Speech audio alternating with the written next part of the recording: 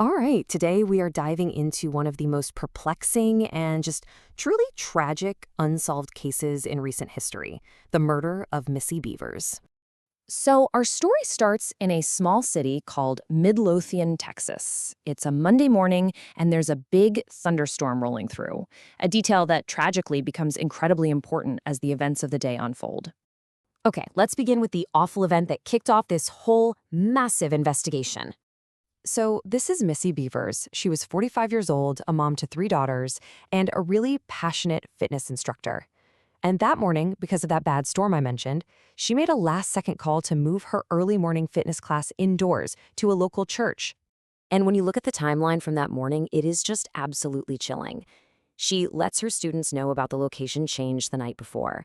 She walks into the church at 4:18 a.m., and then, less than an hour later, one of her students shows up for the 5 a.m. class and finds her. The cause of death was determined to be multiple puncture wounds to her head and chest.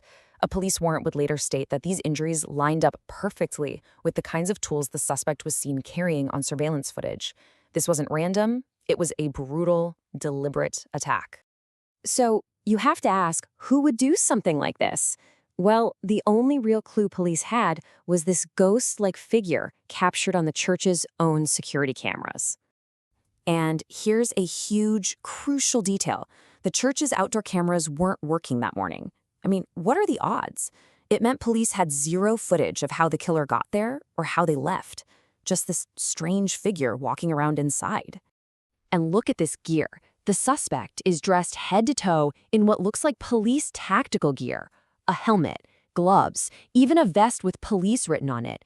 It's such an intimidating and deeply weird thing to see inside an empty church at 4 in the morning. You know, the suspect's actions were just as bizarre as their outfit. They're seen just wandering the halls, smashing some glass with a hammer, trying doors, but it doesn't look like they're actually looking for anything to steal. It's this methodical, almost aimless movement through the building. One of the most talked about clues from this whole case became the suspect's walk, this really distinct gait.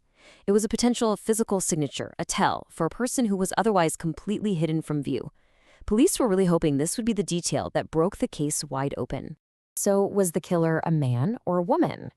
I mean, it's such a fundamental question, and we still don't know. At first, police figured it had to be a man, just based on the tactical gear, but then some people looked at that walk and thought, that looks more like a woman's gait. In the end, though, a forensic expert said, look, with all that bulky gear, it's pretty much impossible to tell.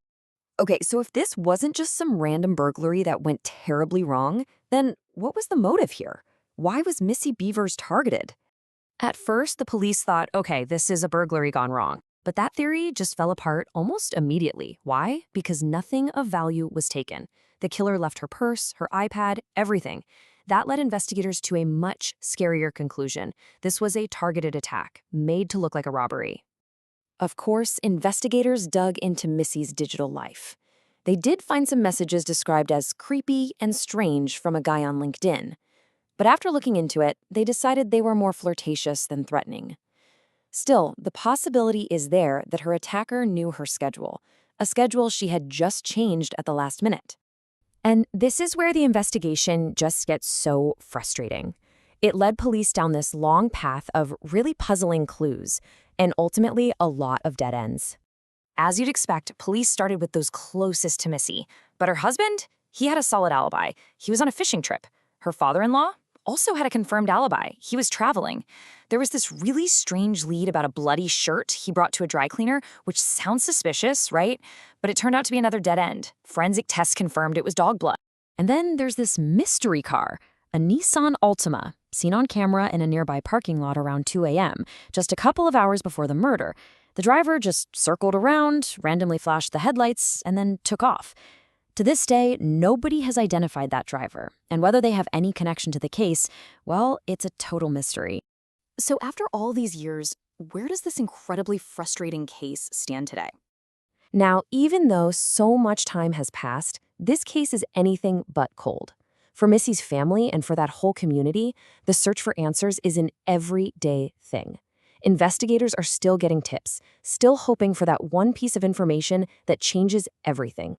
And to help get that tip, there is now a $150,000 reward for any information that leads to an arrest. That's a huge amount of money, and it really shows you just how desperate everyone is for a break in this case. And, the community has just refused to let this go. You've got podcasts like True Crime Rods keeping people talking about Missy. There's a huge billboard advertising the reward. They're doing everything they can to make sure her story stays out there, and the pressure to find her killer never stops. There was this quote in the Dallas Morning News a few years back that just says it all. Police are still searching for the one piece that we're missing. And that really is the perfect way to describe this investigation. It's like a giant, complex puzzle, and we're all just looking for that final, crucial piece. And that leaves us right here, with the one question that has haunted a family, a community, and a whole team of investigators for years. Who was that figure in tactical gear? Who killed Missy Bevers?